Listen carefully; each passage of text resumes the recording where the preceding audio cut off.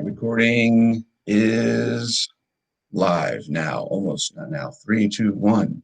It's still not going yet. Come on, hit the record. Let's go. Did you get a pop-up at all? Yeah. That said, okay, cool.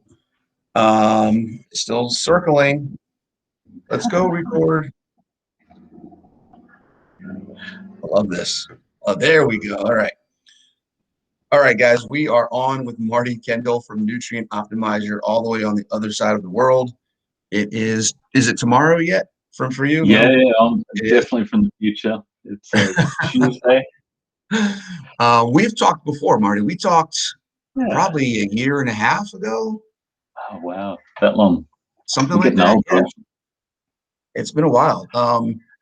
When I was just kind of first getting into this, trying to learn about this and understand this, you were one of the people that, I kind of stumbled across and was really blown away with the information you had. And that was, I guess, in earlier stages of what you were doing back then. Now you've got a bunch of different stuff that you're working on. Yeah.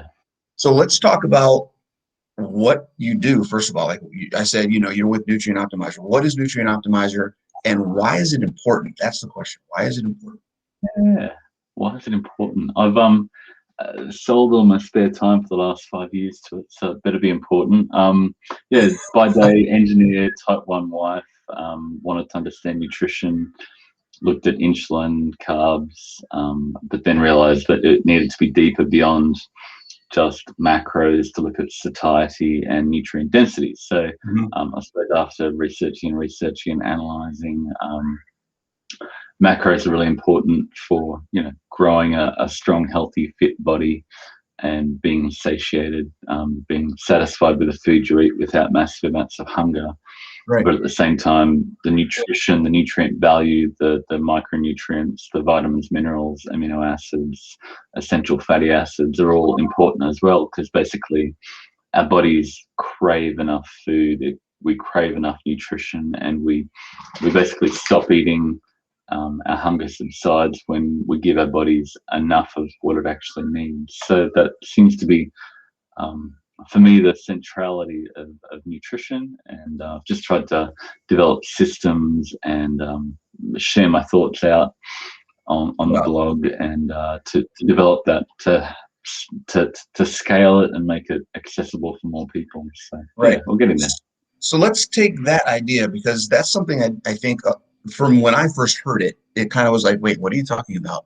The idea that your body will eat until it gets what it needs. Right. So satiety isn't like, I think when I first heard this, I was like, wait a second, you're telling me that if I'm eating enough nutrients, my body's going to detect the nutrients and then say, you're fine, you're good, you don't need to eat anymore. And the idea of that just kind of like, yeah, like, I don't understand how that works. Like, wait a second, I always thought it was the amount of food I had or the calories or what, like, can you go into that a little bit? Because I think that's something, I don't think a lot of people have heard that. Yeah. I mean, if you look at Instagram, everybody bangs on about, it's about the insulin and about carb avoidance, or, you've got the bodybuilding bros and the evidence-based nutrition going, you just need not to overdo the calories, and you just need to use MyFitnessPal on your phone. You just track that, and if you can stay under that, then you lose weight magic. And energy balance is definitely a thing. It's reality. Energy is conserved. You can't create or destroy. E equals MC squared, etc. But we just eat. The reason why we eat is not because MyFitnessPal told us that we need to eat more or less. We just eat until we're had enough. Our body goes, we're cool. I can't eat another thing. I don't need to eat another thing. I'm not thinking about food. And we get on with the rest of our day, and we move on from food. We're not always consumed with food. So we can dial in what we eat to help basically our lizard brain, our basal ganglia, reptilian brain, whatever you want to call it. We think with our conscious mind, and we think that's who we are, but really so much of why we do what we do, sleep, sex, whatever we do, more coffee, it's about getting a dopamine hit. It's about being driven by your subconscious to survive. And although you don't think in terms of, what do I need to survive? What gives me a bit bigger dopamine hit? You need enough of what your body needs to be satisfied. But if you create what we've done in our modern food environment, is created these foods that give you a massive outsized super physiological dopamine hit. So the carbs and fat together with the low protein, all these sugars, flavors, colors, think donut, cookie, cheesecake. There's these magic combinations of fat and carbs that just don't occur in nature. Maybe nuts, maybe breast milk is the closest we get to in nature. But now we're always in this autumnal phase where, we've got this food system that tells our body that we need to eat more because we're preparing for winter. I mean, if you look at the yearly cycle, you had winter where you've got protein and fatty animals to eat, and then you come out of winter, you've got spring where you've got lean animals that have come out of being in hibernation and fibrous shoots, and you go into summer and you've got more carbs, and you go into autumn, you've got these more unique carb and fat foods together that signal to you that you need to eat more to prepare for winter, and it goes round and round again. But our food system is just this amazing combination of fat and carbs, vegetable oils, sugars that we're able to they sell really well, so people love to sell them to us, and they're really cheap, and here we are. And that's when we talk about your body will turn itself off when it gets the nutrients it needs. You can eat a whole bag of chips and still feel hungry, right? Because there's no nutrients. There's no nutrients, can't just eat one. right? But you can't just eat one, right? But if you eat, 8 ounces of a steak or 10 ounces of a steak, you're good. You're probably, most people eat 8 ounces of a steak and be like, I'm good, I don't need anything more, because there's so much to that. It's so dense and the nutrient density is so high. And just thinking they have about those restaurants where they say, we've got this massive steak, how much can you eat? And nobody can get through the whole thing, but you can. Right. If they put the same amount of pizza, right, the same amount of pizza there, that thing would be gone, right? But they're not going to do that. So when you think about it from not just a calorie perspective, but what is the density of the nutrients? What are you eating, and is it actually doing something good for your body? It kind of changes the paradigm a little bit, because now you're talking about health. I think we've talked about this before, like whether you're low carb, high fat, high carb, moderate protein, high protein, whatever, it really doesn't matter, because you need the nutrients to make your body work. So if you focus on the nutrients first, right, then all the other things kind of seem to just fall into place, and you end up having this, what I like to call this optimal circle, right? There's this target that's in the middle that most people are all over around the center of that, because they're focusing on calories and macros and weight loss and all these other things. And if you just focus on nutrient density, that's going to bring your focus into the middle, and then you're going to start coming into, and if everybody did that, amazingly, regardless of what you believe is the right way to eat, if you focus on nutrient density, we're all going to come to that circle. It just somehow, it just amazes me. We would all kind of meet in the middle somewhere if we would focus on actual health.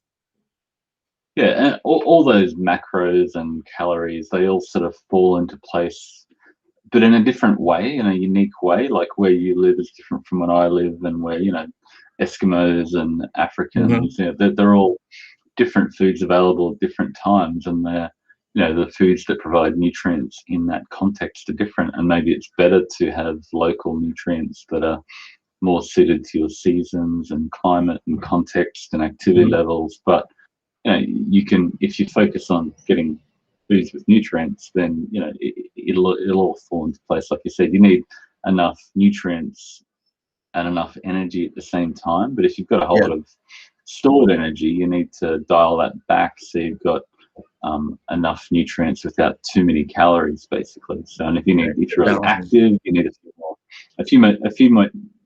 a bit more energy from carbs and fat. And so protein's definitely the most satiating nutrient. All the amino acids are essential micronutrients, but Mhm. at the same time, we've found that each of the vitamins, each of the minerals, essential fatty acids have a beneficial effect on satiety in their own unique way. But you don't just go, well, I'm going to have omega-3 tablets, or I'm going to take a mineral supplement. It's when they come together high concentration with real food in the way that nature makes them. Right, like they would provide in nature, right? Like they would in nature, not in a central tablet.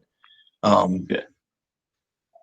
So if we talk about nutrient density, when we're talking about picking foods that have the most, let's just say the largest profile of micronutrients in them. What are some of the foods? Because I know some people are wondering that may be listening to this. What are some of the foods that have the largest overall nutrient profiles? Because growing up, it's like eat the rainbow. You're going to get everything you need if you eat the rainbow.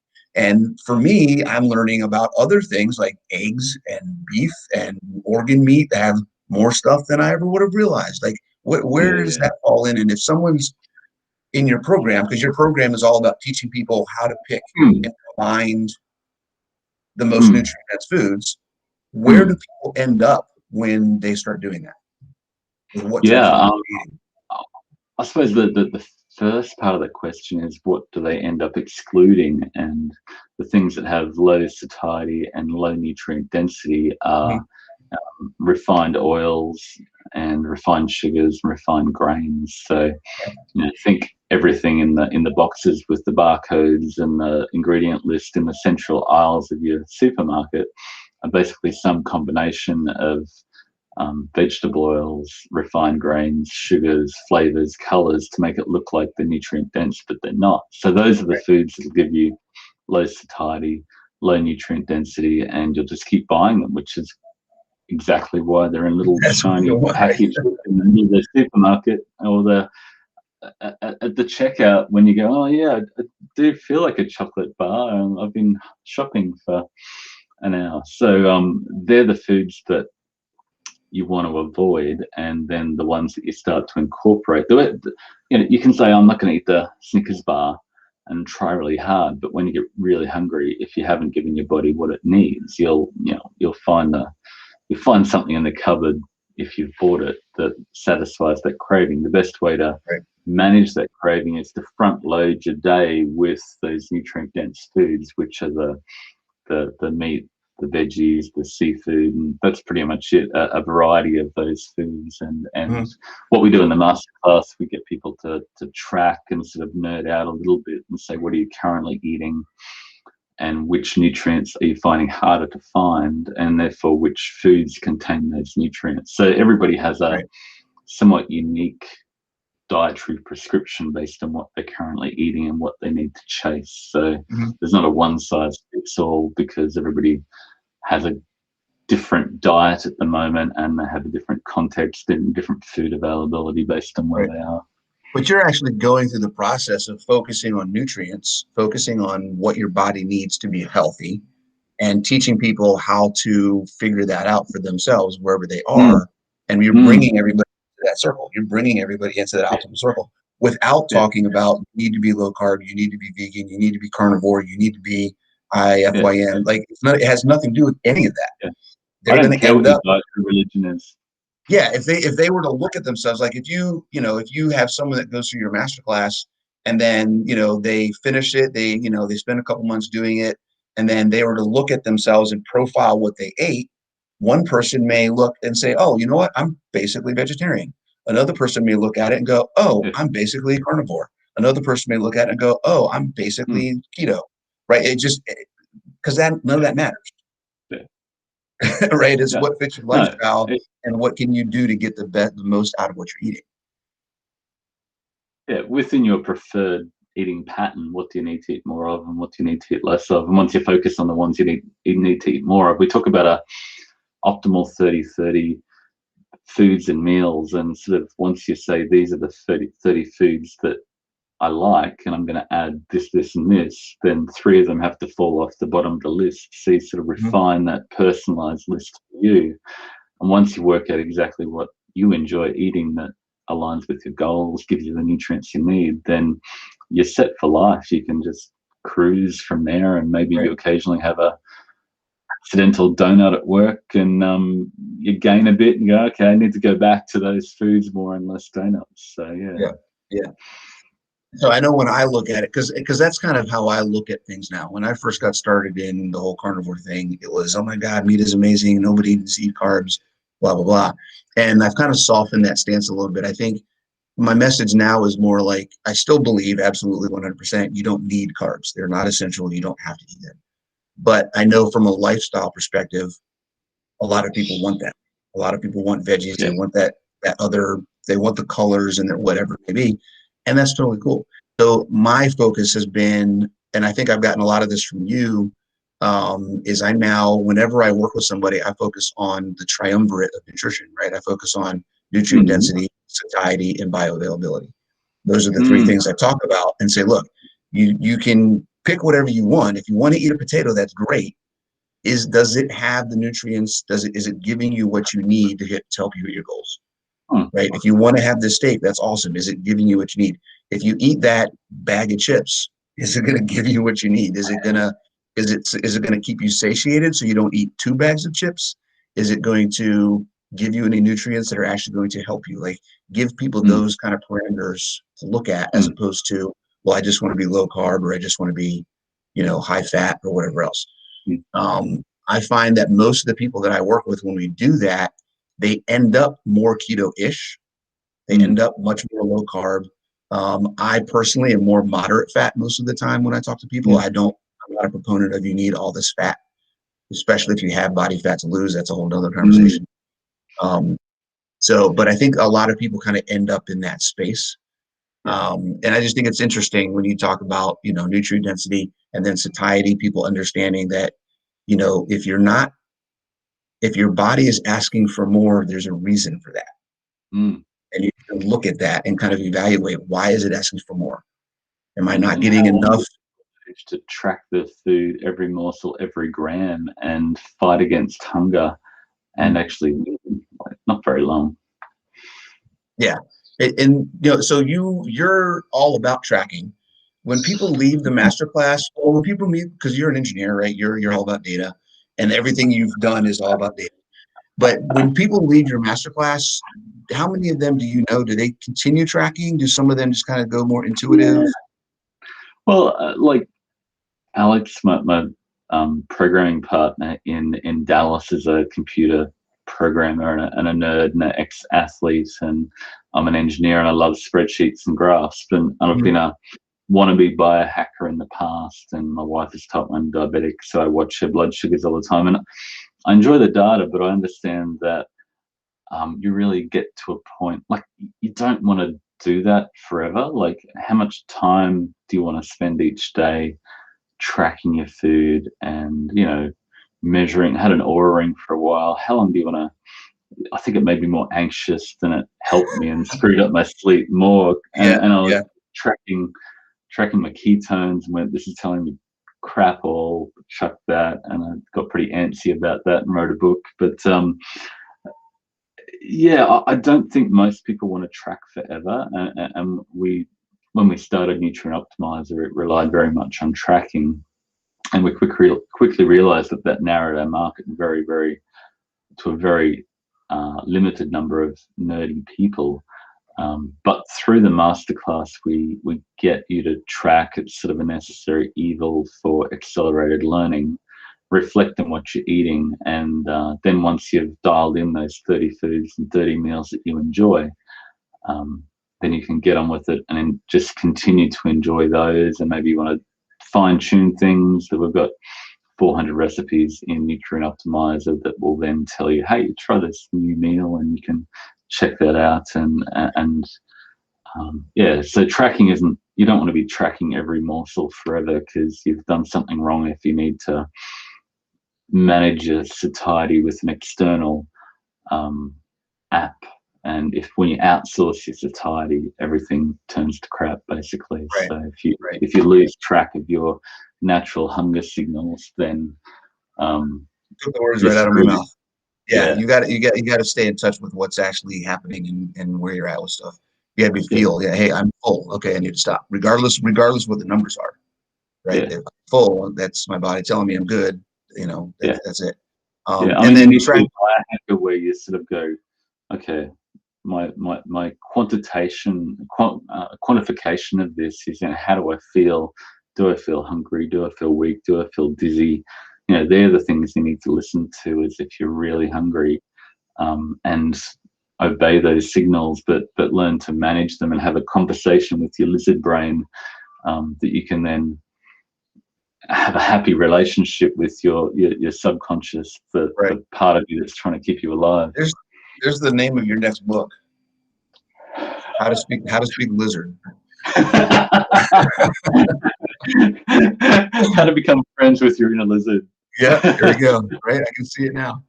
Um, uh, all right, so we talked about satiety. We've talked about nutrient density. Let's go ahead and segue into the third. Right, we talked about three things. Let's talk about bioavailability. With ah, what you do, okay. So the way that your program works and what you've got, just so everybody knows, is you basically have a web app where if someone is tracking their stuff in Chronometer, it's got to be Chronometer, guys. You can't use any other app. If you're tracking your stuff in Chronometer, you can export the data out of Chronometer, import it into your app, and it will give you a profile of the nutrients that you're getting over, let's say, a yep, week. yep, And then you can look at, hey, I've been getting enough of this, I'm over, and you're basing it all off of RDIs, which as we know, are amorphous at best on their we're accuracy. trying to stretch target the optimal nutrient intake, but we can talk about that separately if you want. But Yeah, yeah. yeah, So, but that's a great way for someone to kind of evaluate what they're actually eating and say, hey, I'm low on this, I'm high on that, I'm good. And then they can take that and then go to the other part of your website and go, okay, what foods have these things in them and that I need to start adding in? And they can kind of fill in the gaps with whatever micronutrients that they're getting. Um, the question that I have is looking at your profile is one thing. yep.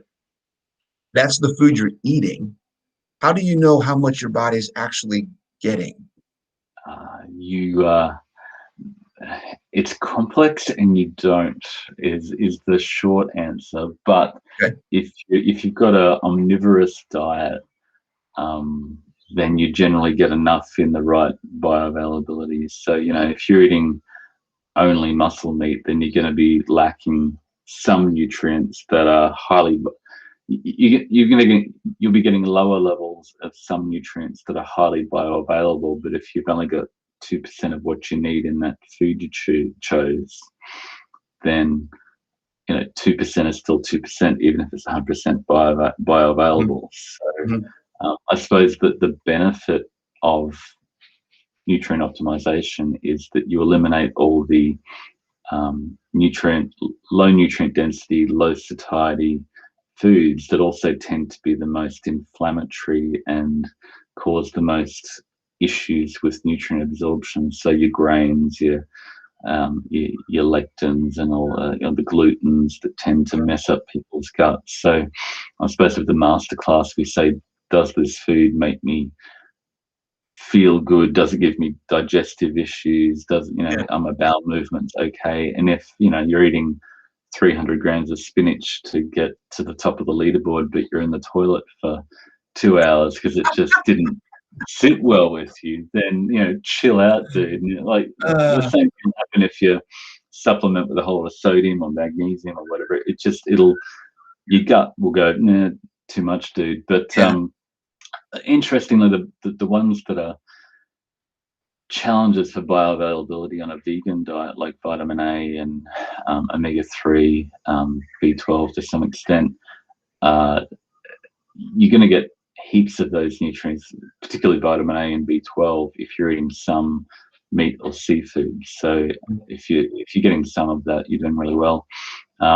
Bioavailability of protein is probably my biggest issue on a plant-based only diet, because not only is it harder to get per calorie, the amount of protein you're getting per calorie is lower, but also the protein digestibility score is much lower for that. So you have to factor that down again. So to get as much bioavailable protein from a plant-only diet, you really have to work, and maybe you're taking soy powder or something, pea powder, and then you've got a bunch of issues with that not everybody thrives with. So Right.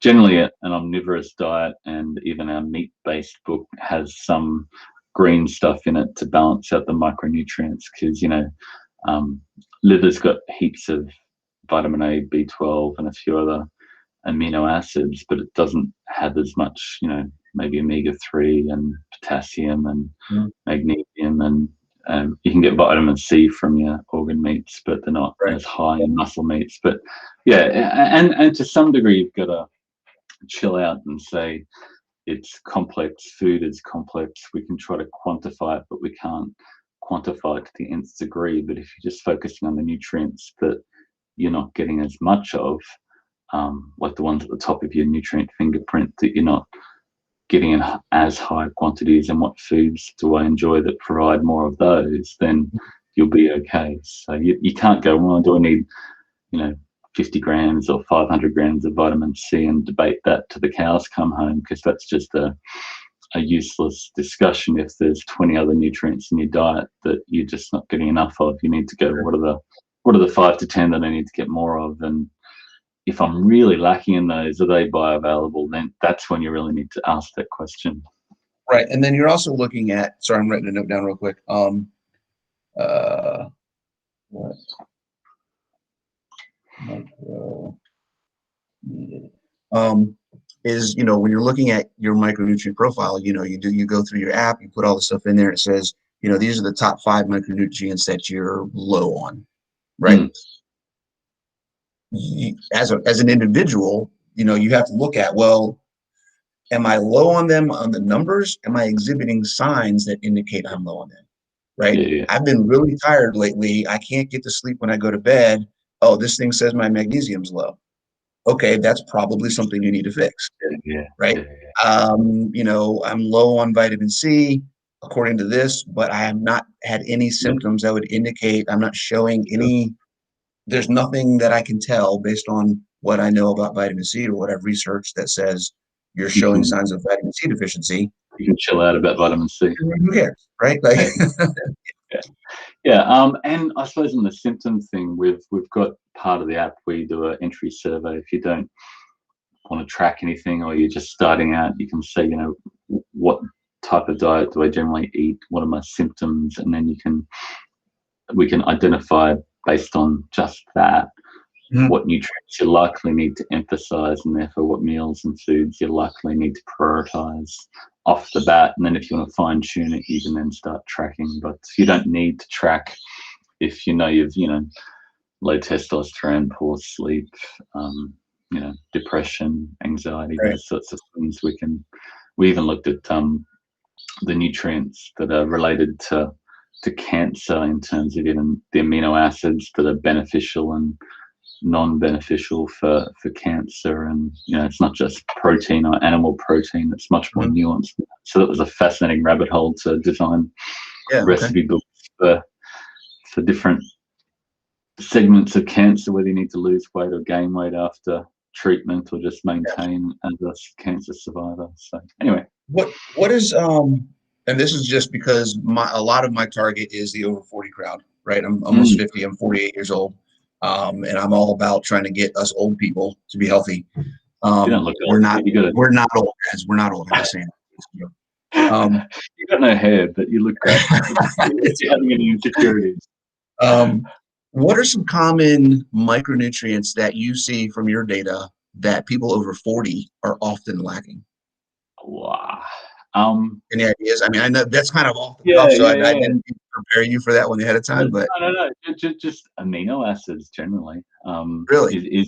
Is the number one. Everybody, when they start tracking, they go, "Am I really that low in protein? Am I not getting enough amino acids?" And once they start to dial up that protein percentage, and they go, "Oh, I was keto and I didn't realize how much fat I was eating." It's just we hear that every masterclass. People go, "Oh my Really? gosh, I tracked my keto diet, and no way, I didn't know I was eating that much fat." Right. No wonder I could lose any body fat, because I mean, 2,000 look, calories of fat every day. I got my protein percentage from 15 to 25, and satiated and feeling energetic. And once you get the protein percentage up, that comes with a lot of other nutrients. But then potassium, magnesium, calcium is one everybody struggles to find without supplementation, and because it's in dairy, but the nutrient density of dairy tends to be lower because it just comes with a lot of fat energy. So if you're trying to really dial in nutrient density and lose weight, you tend to limit dairy.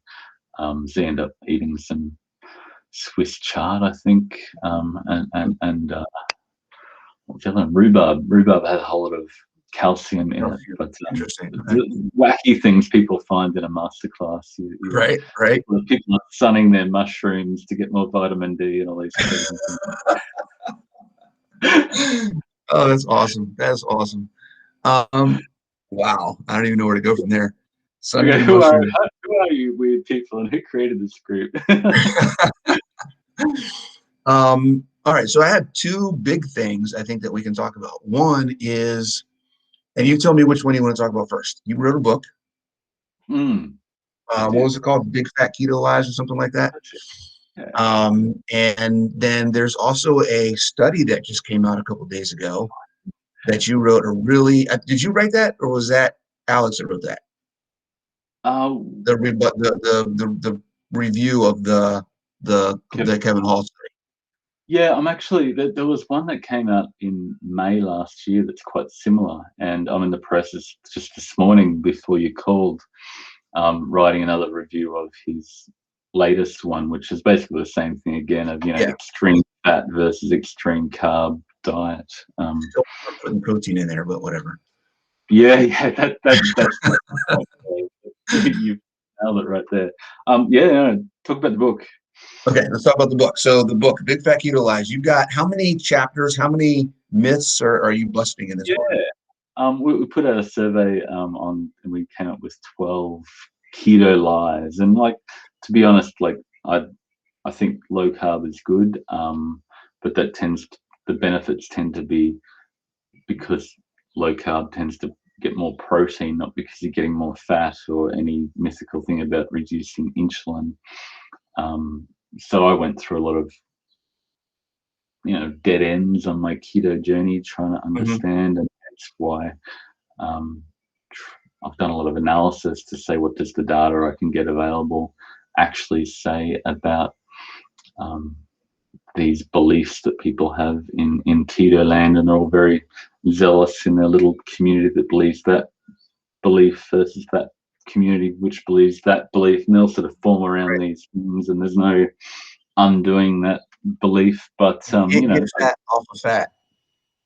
I've been blogging on this for 5 years, and Alex said I should put together a book, compiling them all, and it's had a really good reception, and some really interesting people actually taking notice and going, I think you might be right. And a lot of people have been saying this. A lot of my friends have been banging on about this and having these social media arguments forever. And it's just like, let's compile it all into one thesis, and people can read it from end to end and understand, how keto through the lens of nutritional optimization is what I've tried to do.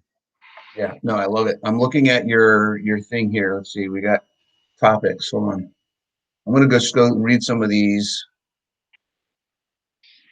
categories. We got keto line number 1. Optimal ketosis is a goal. More ketones are better.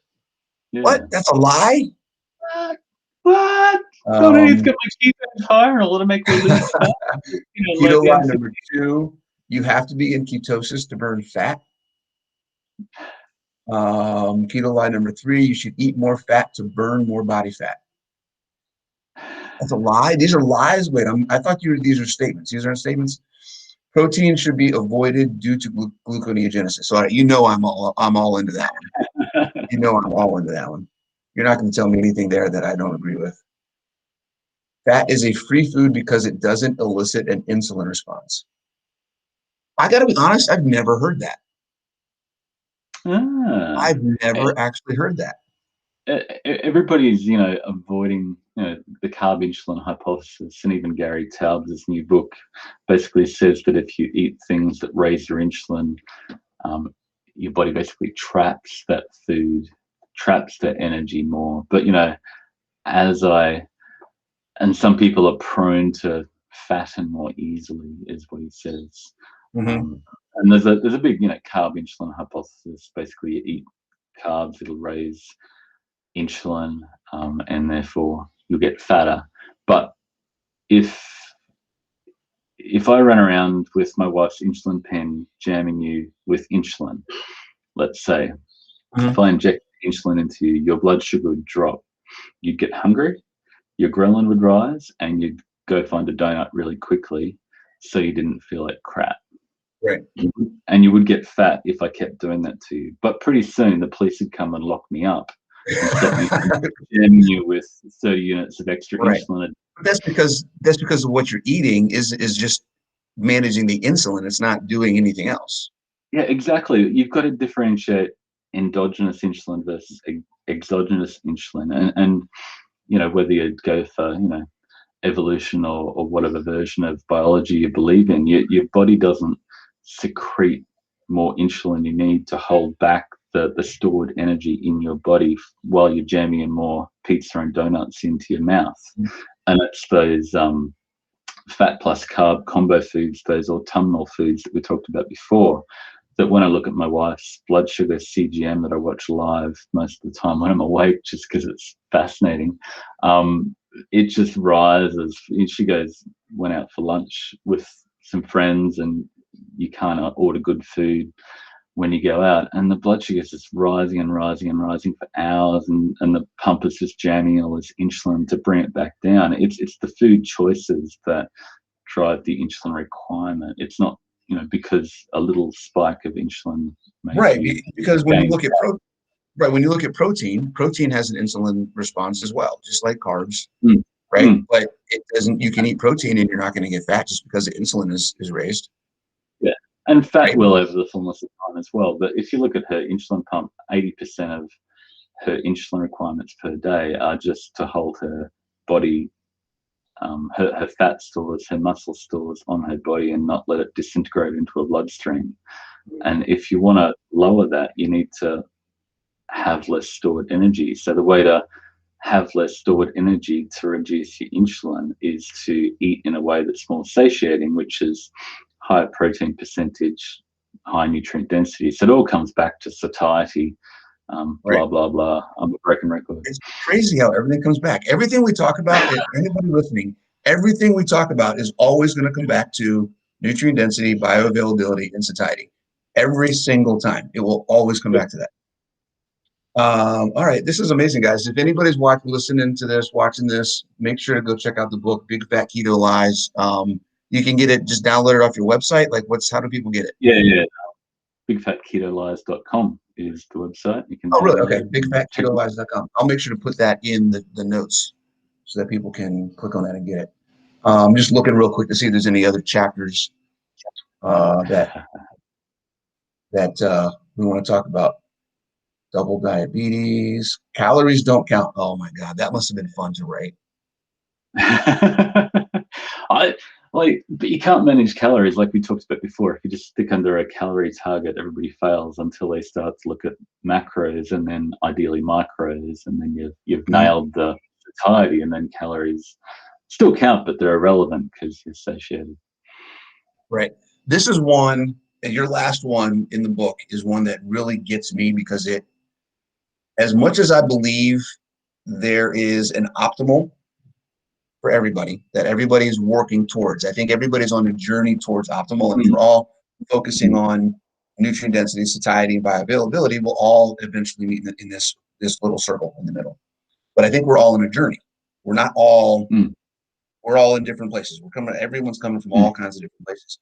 So the idea of, if in doubt, keep calm and keto on, really bothers me at times, because there's a balance between what is optimal and what is realistic and fits an individual's lifestyle and their goals and their experience and their background and their current health and all types of other things. So I totally I totally get that. I like how you've got oxidative priority as the very first thing in there.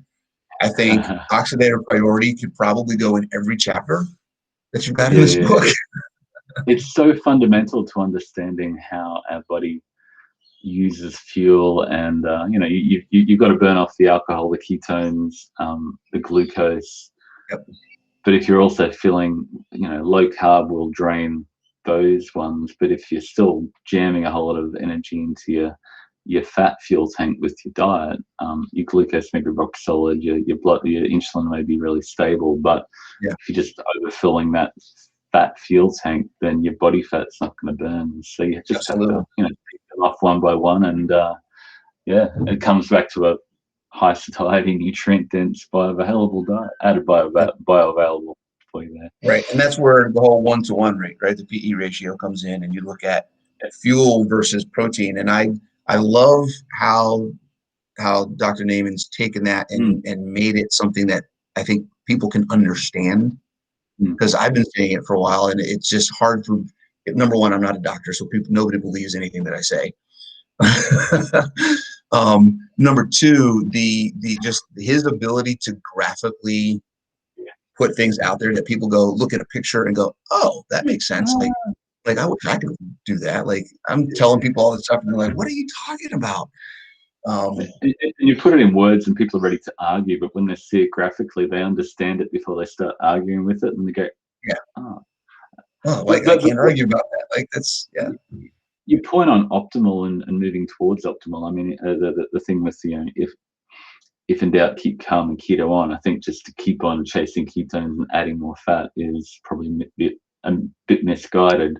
But then there's optimal, and some people do reach 100% score on our masterclass, and that's incredible. And we designed it so you couldn't do that, but they did it. But you don't need to be there all the time, and most people can't live there all the time just because it's so satiating, and they'll lose weight so quickly. So you just need to, where am I at now? What's my current protein intake? What's my current nutrient intake?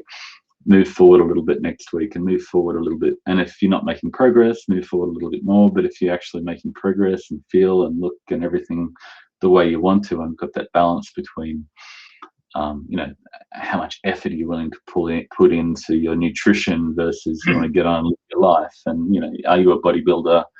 Are you a fitness model? If not, then just find a sustainable point that you enjoy.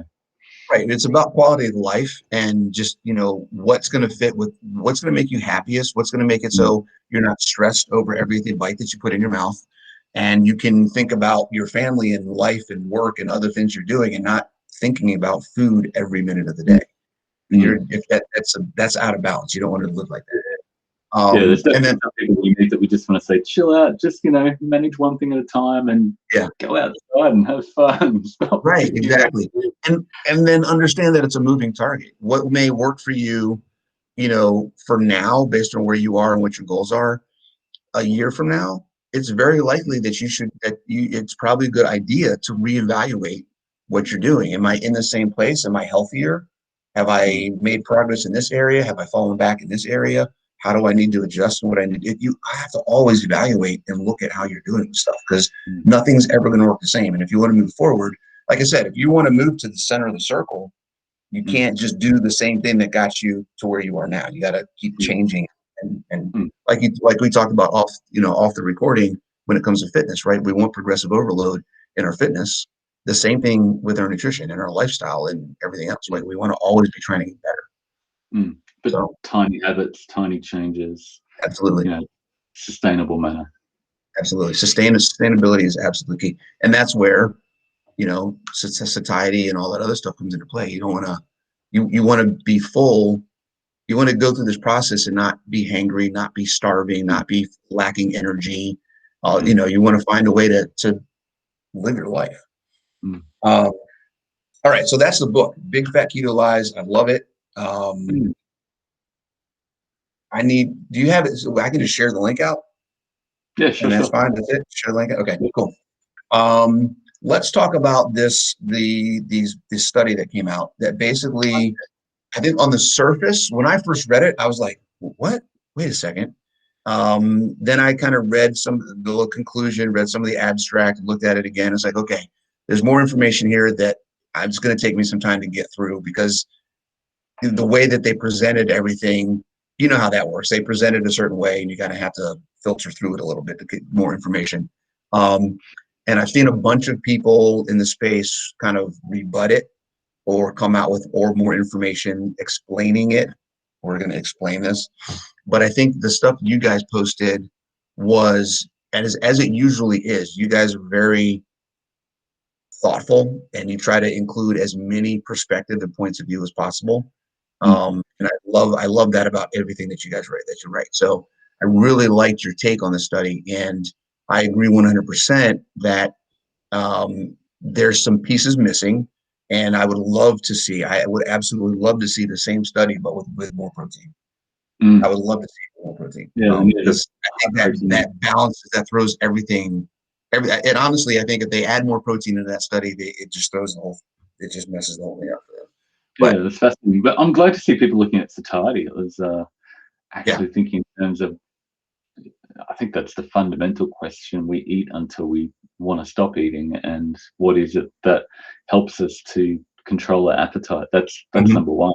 What they did, they said, let's look at a 75% carb versus a 75% fat diet with 15% protein on each, and the high carb diet, people couldn't overeat it, and they ate 689 calories less on the high carb diet. But if you look at, we analyzed 500,000 days of MyFitnessPal data a while ago, and the amount of people actually living at less than, was 2.7% of people are less than 10% carbs, and like 0.9% of people are greater than 70% carbs. So the maintainability, the sustainability, the reality of these extreme approaches is negligible. And what's the use of arguing?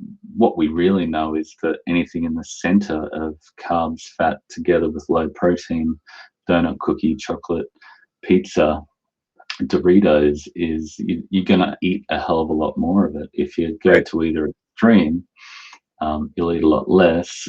You can't overeat potato, rice, without adding fat. If I gave you infinite potatoes for 2 months, you may be lacking a few nutrients, but you'd be skinny at the end of it, because you just can't eat too much of that.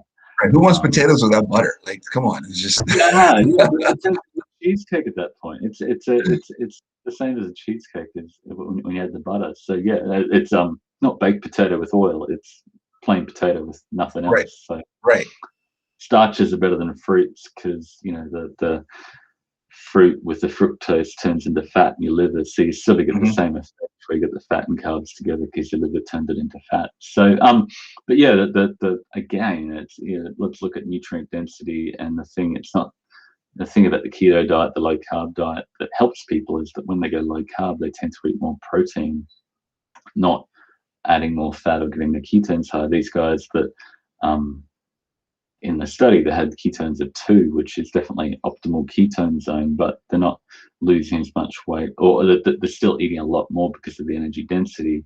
But if you dial up the protein, which is what happens when you really go low carb, you end up eating more. But if you just, I don't care if you're a vegan or a carnivore, or ideally somewhere in between the extremes, if you're focusing on the foods that provide the nutrients, you'll be excluding those refined flours, oils, sugars that are low satiety, and be getting plenty of protein at the same time, regardless of your dietary religion, either extreme.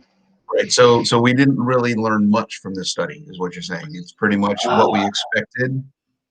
We learned that Kevin Hall still has a grudge against Gary Taubes and keeps on using the NIH funding with amazingly designed studies to shut him up. But which is very inconvenient, because Gary just came out with a new book, The Case for Keto. Right. Other than being a master play at a Twitter argument, it didn't help us actually move forward. How do I improve my nutrition tomorrow? What do I do to make incremental changes? Muddying the waters a little bit with kind of information that isn't really groundbreaking or super, applicable to real life. yeah, right. It's like, okay, yeah. Because it's like, and this is just for people who saw this study and maybe go, oh my God, I thought keto was the way to go. And this is saying it's not. And like, there's way more to it. It's all about nuance. And there's a lot of other things that play into it. And like you said, you talk about includes the exclusion of protein. You can't do a study on a complete nutrient profile with only 2 macronutrients out of 3. So that in and of itself is kind of saying, hey, there's another piece here that we're not looking at. So, you got 3 kids playing on the playground. You only make 2 of them play with each other. You make the other one sit over. You can't say, how did the group perform? The strongest kid and make him sit in the corner, and you can't play this game. Right. It just doesn't work. I can smash it out of the park. No. We don't want you to play. Yeah. So, but I suppose like what they tested was a therapeutic ketogenic diet with very low protein, very high fat. It's not what most people think of keto. Like, I'm not advocating for keto because it's such a nebulous term. Because as I mentioned in chapter 1, that if you continue with a keto diet, most people find their ketones at 0.3, 0.4, and they're no longer ketogenic. And like, what am I doing wrong? You just adapted to ketosis, and your body said that's not a very efficient way of burning fuel. I'm going to switch back to the Krebs cycle, and you're no longer ketotic. But that's okay, because you continue to burn your body fat through the Krebs cycle. So just chill out and don't stop checking your ketones and trying to be keto, because it means nothing. So if you're on a protein sparing modified fast with 50% protein, you're going to be pouring out body fat and burning ketones at the same time. So do you want to be burning? You look at the photos of the meals they had, and the way they got them keto is all this dressings and oils and these little buckets on the side, and you had to chow them down with your meal, and that's how they got them to be ketogenic. But if you're burning do you want to be burning that so you're not burning your body fat, or do you want to be burning your body fat, or you just want to maintain your weight? You just dial it up and down based on what you need. Right. Okay. Awesome, man. I think we covered a lot, and we could probably go more, but we've been at least almost an hour or so. So I'm going to let it go. We definitely need to get on and talk again. I think it's really cool to have you out there in the world talking about the thing. I think it's really, you guys have boiled it down to the root, right? It's about nutrition. We don't call this, like, people don't go to school to learn keto. They don't go to school to learn veganism. They go to school to learn nutrition, right? So nutrition, nutrients, right? Yeah, nutrition, nutrients. We're talking about how much nutrients can we get in our food every day to help us be healthy. So that's where the focus should be. So, you got anything you want to leave anybody off with? Where can people find you on the internet, on the Instagram and Facebook and all that stuff? I've just started posting more recipes and stuff on Insta, which has been interesting because I'm usually not very good at that. But Marty Kendall 76 on Insta, and you can just find me Optimizing Nutrition on Facebook or the interwebs. Nutrient Optimizer, people can do a bit of a survey and get some foods and meals that they might want to try without tracking, and then if they want to track, they can dial it up. We've got a masterclass starting on the 6th, which is really cool. I've got another thing called Data-Driven Fasting, trying to just help people balance their fasting and feasting cycle and get enough nutrients rather than fasting for days at a time and then not losing weight because I just rebounded binge because I could think of eating was the peanut butter. So that's my experience anyway. That's what I do. Yeah. I have a weakness for ice cream. Ice cream is my thing.